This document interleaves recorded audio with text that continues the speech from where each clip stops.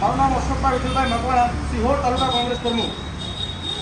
સિહોરના જે વિદ્યાર્થીઓ બહેનો છે એમને ગામડે જવાની પડતી મુશ્કેલીના અનુસંધાને આજે અમે સિહોર ખાતે એસટી નિગમને આવેદનપત્ર દેવા માટે આવ્યા છીએ. જે બહેનો છે એ પર ડે એમનો સમય છે 1 વાગે છૂટવા, 12:30 છૂટવાનો સમય છે, ત્યારે બસ 12 વાગે આવી રહી છે. તો બહેનોને ઘરે જવા માટે ખૂબ તકલીફ પડી છે. તો એના અનુસંધાને અમે આજે રજૂઆત કરવા આવ્યા છીએ કે બહેનો જ્યારે 1 વાગે છૂટે તો એમને ઘરે પણ જવા માટે 1 વાગે એસટી બસ મળવી જોઈએ. જે બસ 12 વાગે આવી રહી છે એ બસ 1 વાગે આવે અને બહેનો સહી સલામત એના ઘરે પહોંચે, એના અનુસંધાને અમે આજે રજૂઆત કરવા આવ્યા છીએ. 2 દિવસ પહેલા મેં મારા લેટર પર ઉપર ડીઓને રજૂઆત કરી છે અને એમાંય પણ નિકાલ નહીં આવે તો કોંગ્રેસ પરિવાર વતી હું અને બહેનો સહિત બુધવાર કે ગુરુવારના દિવસે આ રસ્તો સક્કાજામ કરીશ. અને ત્યારે આપ સૌ જોઈ રહ્યા છો કે નાની ઉંમરની બહેનો, વિદ્યાર્થીઓ મોટી સંખ્યામાં ટાણાથી લઈને સિહોર સુધીના ગામડાની બહેનો, વિશેષ ગામડાની બહેનો જ્યારે અભ્યાસ માટે સિહોર આવી રહી છે ત્યારે આ સિહોર એસટી બસ નિગમની અંદર ખુલ્લા વાહનો પણ પડ્યા છે. આ કોની જવાબદારીમાં આવી રહ્યા છે? આ ખુલ્લો વાહન કોના રહેમ દ્રષ્ટિમાં આવી રહ્યા છે?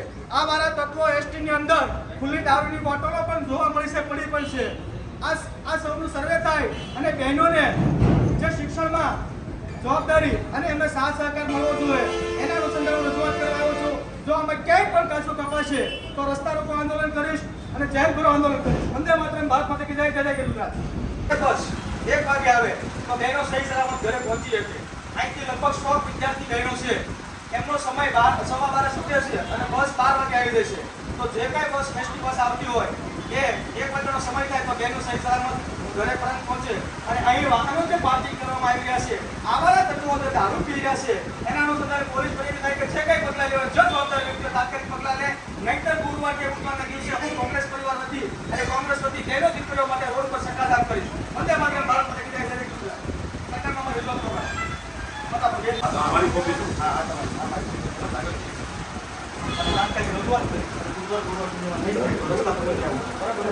આમ જો તમે આવ્યા છો ને, હવે તમને હું બતાવું જો